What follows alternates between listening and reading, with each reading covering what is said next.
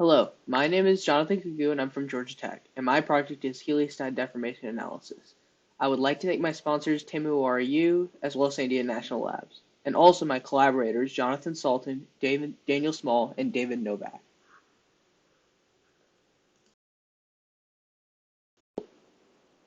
A little bit of background into my project on concentrated solar power facilities or on heliostats. Concentrated solar power facilities use mirrors or heliostats to reflect solar thermal energy at a central tower. The tower has a high temperature heat transfer fluid that absorbs this energy incoming from the heliostats. Then the fluid is passed to a steam turbine to produce electricity. However, heliostats have to be positioned at very precise and exact angles and positions so that they perfectly reflect the sun's thermal energy. Even the slightest deformation can lessen the focus of the energy. And that whole process can be seen on the picture on the right. So my project is I'm understanding how those heliostats deform under varying conditions because this, as I mentioned before, the smallest amount of deformation can lessen the amount of energy received. This research will be done for the Crescent Dune Solar Power Facility and is done by San Diego National Laboratories. The Crescent Dune Solar Power Facility is a concentrated solar power facility and it used molten salt to store the thermal power. Previously, I had stated that some sort of thermal fluid. In this case, they use molten salt to store that thermal power. So, what are the factors on the heliostats? There are many different factors that can affect heliostat deformation. The three that I chose to analyze upon Sandy's request are altitude. Different altitudes can affect the gravity that acts on the different elements of the heliostat. So, if you're at a higher altitude, you have less gravity acting on it, which could produce then less deformation. Another factor is temperature. Temperature varies in these areas where the heliostats are placed. It could be very hot one day and very cold the next day. So how does this temperature affect the way the heliostats form? Will hot temperatures produce more deformation? Will cold temperatures produce more contraction? And then last, the angle of rotation. So in my reference frame, if 0 degrees is facing upwards and 90 degrees is facing outwards, the 90-degree angle can be shown in the picture. How do these different angles affect deformation of different parts? So the angle changes the gravitational vector for different components of the heliostat. Therefore, they will deform differently under the different rotations.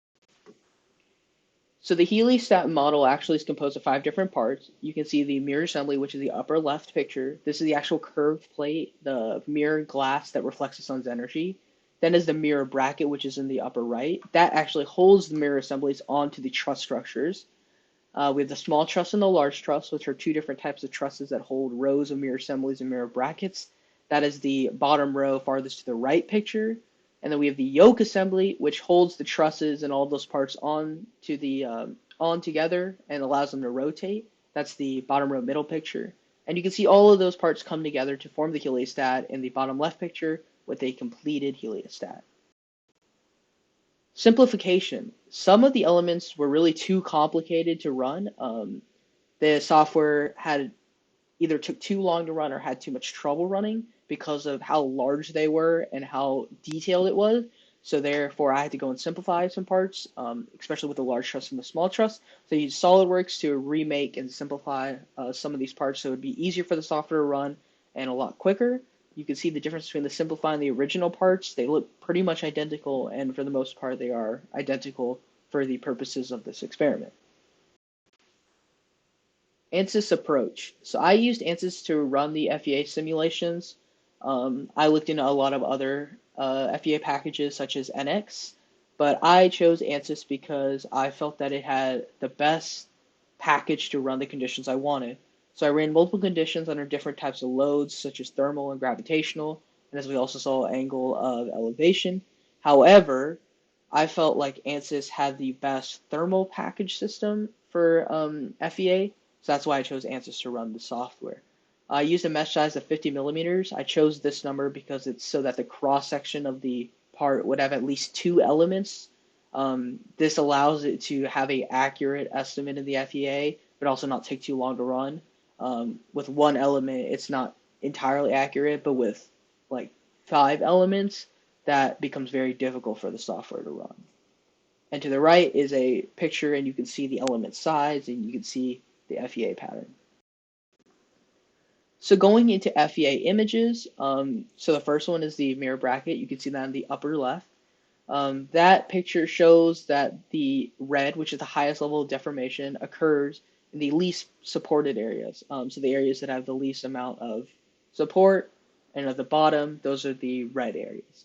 For the face assembly, which is in the upper right, you can see the deformation pattern is closer to the bottom again with the force, but you can see kind of like an even symmetrical spread throughout the part, which is quite interesting.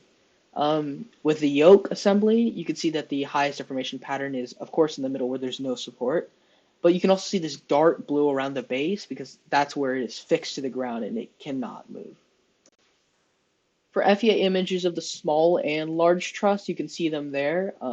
You can't see that much of the coloration because this is such a large part. However, one interesting thing you can see is all the little pins that hold the mirror assemblies on are bent from the force. This is because they take a lot of load. However, that can be expected. Interesting, you don't see a lot of actual deformation within the part. However, that's just the load case that I was running. So a couple of the results for altitude, you can see that there is an obvious trend here among all the different parts. That is, as you increase altitude, your deformation decreases. This makes sense. As your gravity gets less, you have less deformation on the part. But you can also see that the altitude goes up to 2,000 kilometers, which is way too far. It's actually outside of the Earth's radius.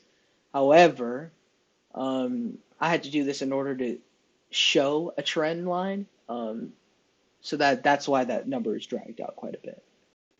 So for my temperature results, you can see that as temperature increases, your deformation also increases.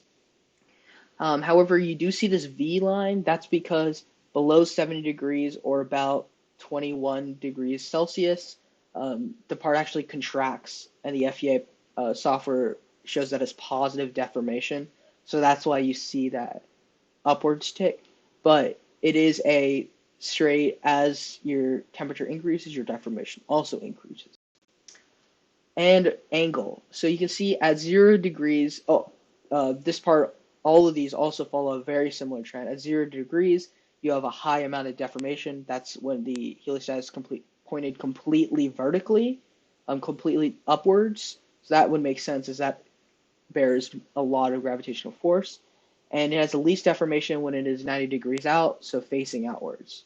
And all of these trends are close enough that they follow a reasonable pattern.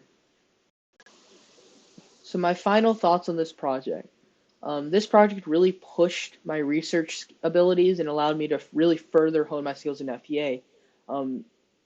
It pushed my research abilities in the way that I had to approach problems not knowing the answer, and I really had to research and figure out how to solve problems that I didn't already know the answer to. This forced me to get out of my comfort zone and approach knowledgeable people in the areas that I didn't know, and allow me to really figure out how to research a project. And also in FEA skills, I had some experience with FEA, but not a whole lot. So this really allowed me to build an FEA repertoire, allowed me to learn different types of FEA. I didn't really know that much ANSYS, so this really showed me a lot of ANSYS FEA, and I got to understand more about FEA. And hopefully using my research, the Crescent Dune Solar Power Facility can further advance their knowledge about heliostat deformation. And hopefully they can use this research to better understand deformation of heliostats. And then ultimately they hopefully can have better ways to apply this deformation pattern so that they can produce more energy, maybe with choosing different angles on different days according to temperature. But I hope that this project will allow them to produce more energy and perform better with their heliostat.